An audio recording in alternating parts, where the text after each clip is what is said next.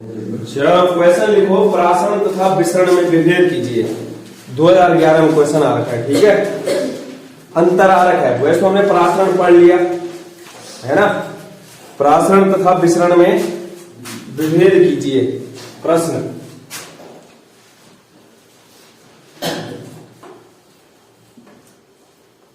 प्रासरण तथा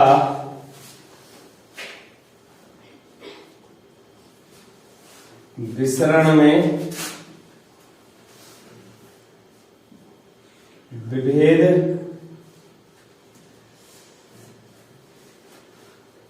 कीजिए। कब पूछा गया? 2011 में।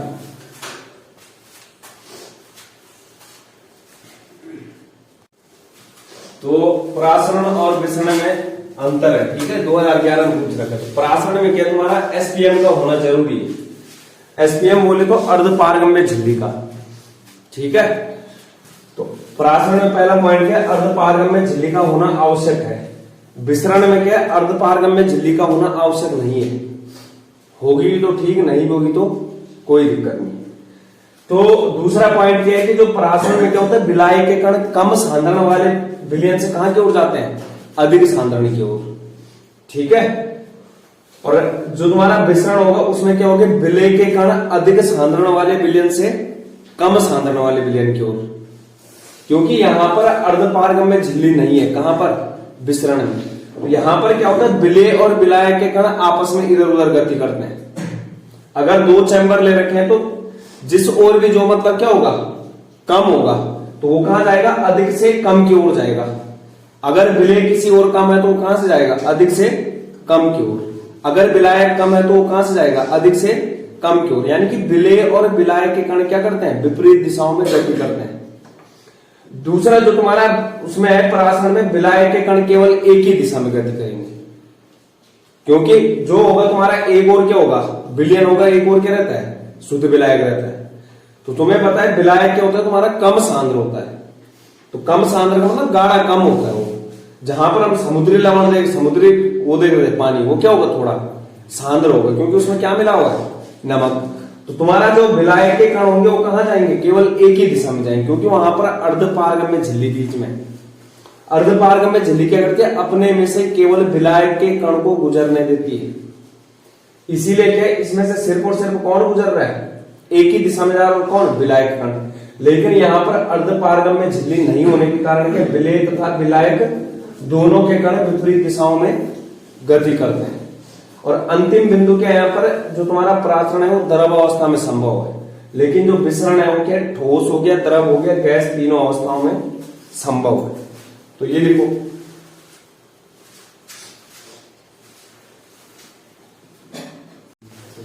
तो असामान्य मोलर द्रव्यमान है, ठीक है। या फिर अपसामान्य भी बोलते हैं इसको। असामान्य बोल लो या फिर अपसामान्य। तो इसमें होता क्या है? एक पदार्थ होता है जो विलयन में क्या होता है? संगुणित होता है। संगुणित का मतलब जुड़ता है, ठीक है। वह पदार्थ जो विलयन में क्या होता है? संगुणित होता है। तो उसका जो अणुभार होगा वो क्या होगा? विलयन के अणुभार से अधिक प्रेक्षित होगा, अधिक दिखेगा। लेकिन एक पदार्थ ऐसा होता है जो विलयन में क्या होता है? वियोजित होता है, टूटता है। तो अगर टूट रहा है तो उसका अणुभार क्या हो जाएगा? विलयन के अणुभार से कम प्रेक्षित होगा, ठीक है। तो इसी घटना को क्या बुलाता है? असामान्य मोलर द्रव्यमान।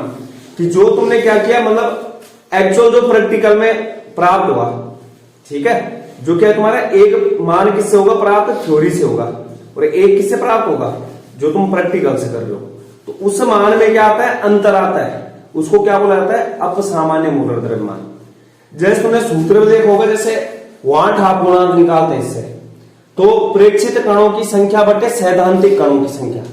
सैद्धांत मतलब थ्योरी के आधार पर जो दिया गया है, ठीक है। प्रेक्षण का मतलब तो तुमने प्रैक्टिकल किया है। तो यहां पर लिखना है कि वह पदार्थ जो विलयन में, वह पदार्थ जो विलयन में वियोजित होता है, जो विलयन में वियोजित होता है उसका अणुभार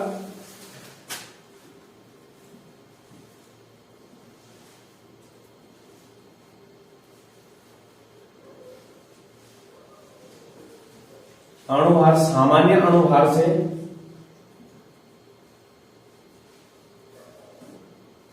अणुभार से कम प्रेक्षित होता है, कम प्रेक्षित होता है। लेकिन वह पदार्थ जो विलयन में क्या होता है, संगुणित होता है, यानी कि जुड़ता है। और पदार्थ जो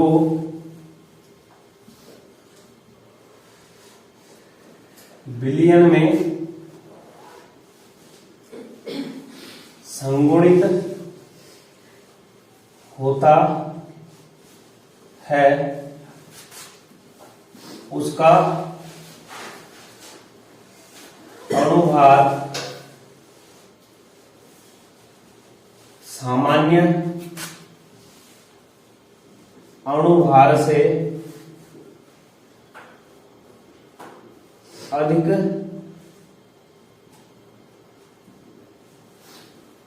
प्रेक्षित होता है। क्या होता है, अधिक प्रेक्षित होता है। यानी कि यदि विलयनों के जो अणुसंख्या गुणधर्म होते हैं उनका जो प्रेक्षित मान यानी कि प्रायोगिक मान होता है और सैद्धांतिक मान क्या आते हैं, भिन्न होते हैं, मतलब एक दूसरे से क्या आते हैं, वो भिन्न भिन्न आते हैं, तो इन्हें क्या बोला जाता है, यहां पर असामान्य मान कहा जाता है। यानी कि यदि विलयनों के अणुसंख्या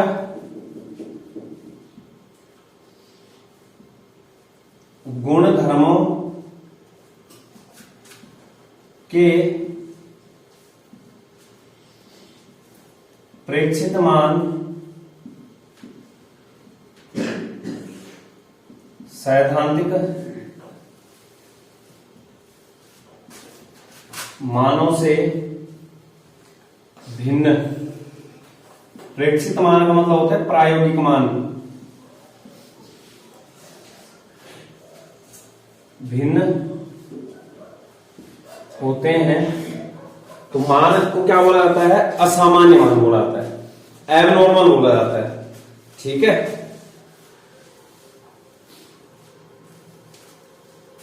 तो इसको क्या बोला जाता है, तुम्हारा असामान्य मोलर द्रव्यमान कहते हैं।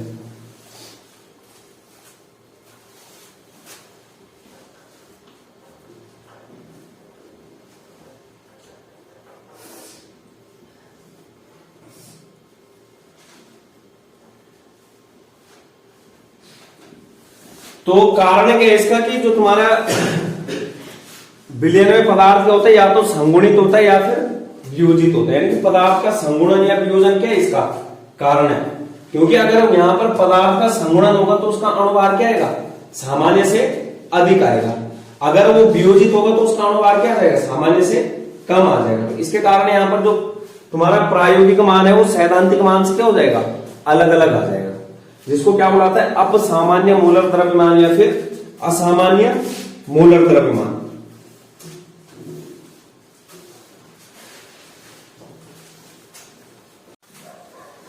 तो छिला हुआ अंडा जल में रखने पर फूलता है, जबकि सांद्र नमक में रखने पर क्या होता है, सांद्र नमक के विलयन में सिकुड़ जाता है। क्यों, कारण देना है। तो कारण सिंपल है, प्राशन का कारण है। ठीक है, प्राशन के कारण।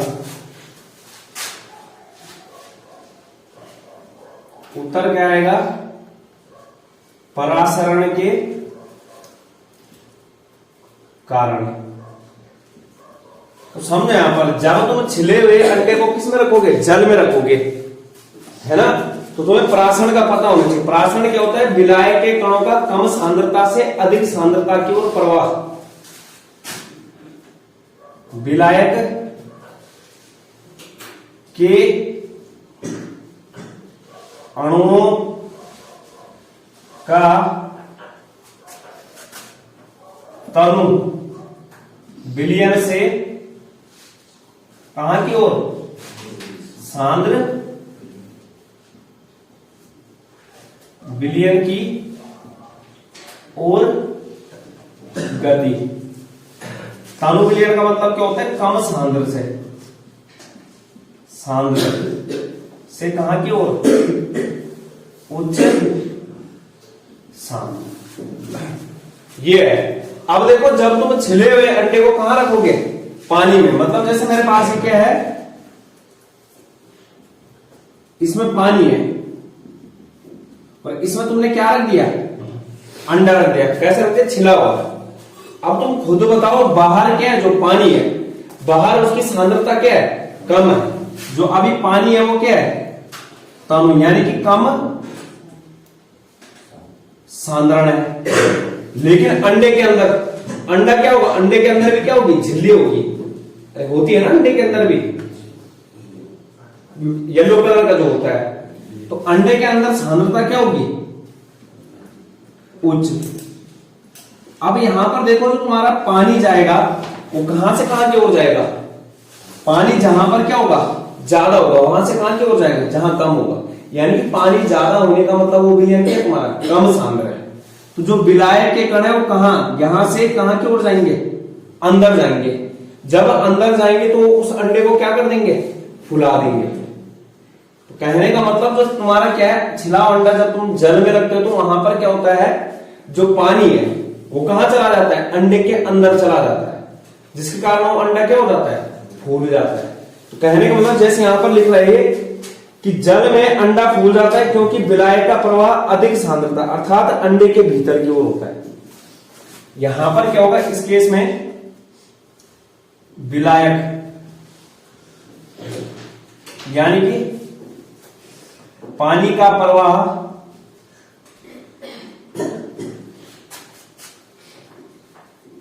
अंडे की ओर होता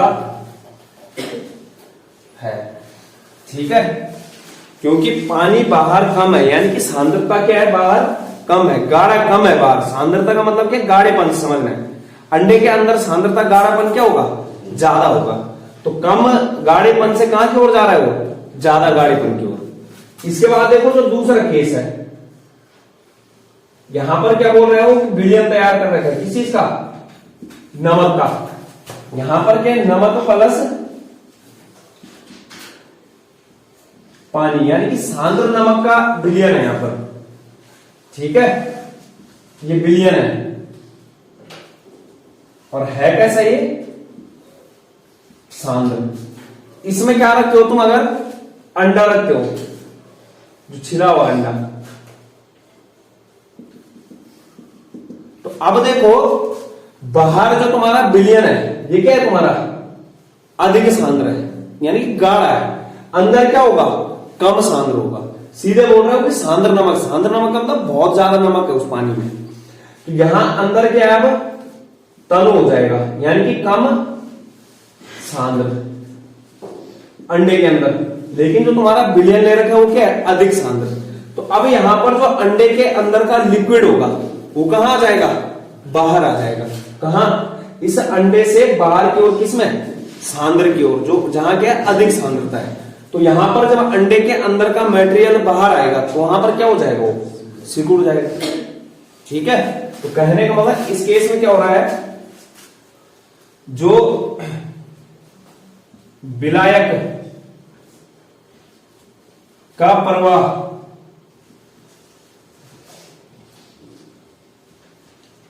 अंडे से सांद्र नमक के विलयन की ओर,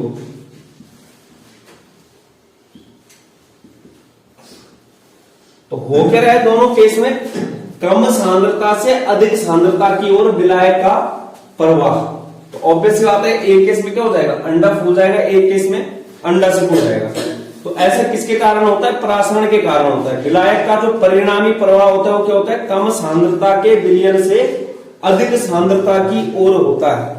अर्थात जल यानी कि कम सांद्रता में अंडा फूल जाता है, क्योंकि विलायक जल का प्रवाह अधिक सांद्रता अर्थात अंडे के भीतर की ओर होता है।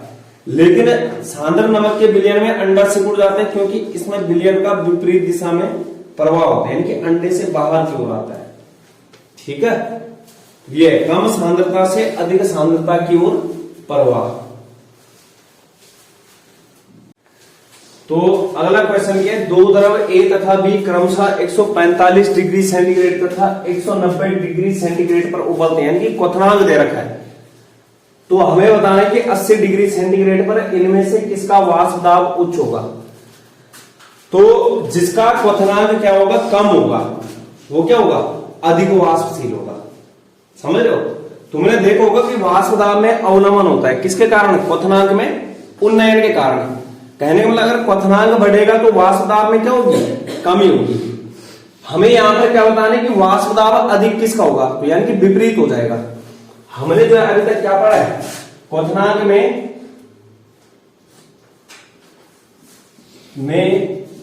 वृद्धि,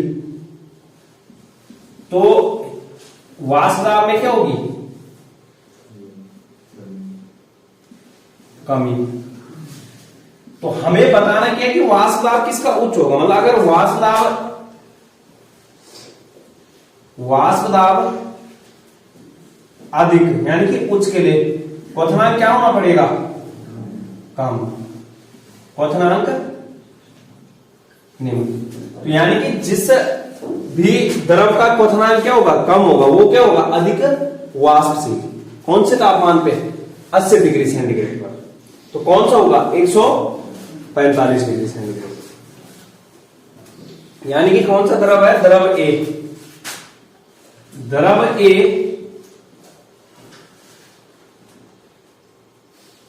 80 डिग्री सेंटीग्रेड पर अधिक वाष्पशील होगा, क्योंकि क्वथनांक निम्न होने पर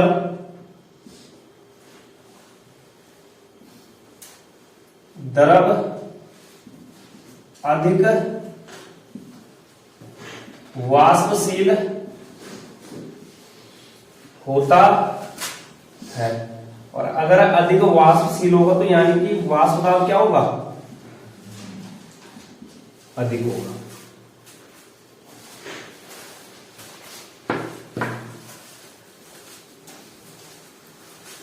ये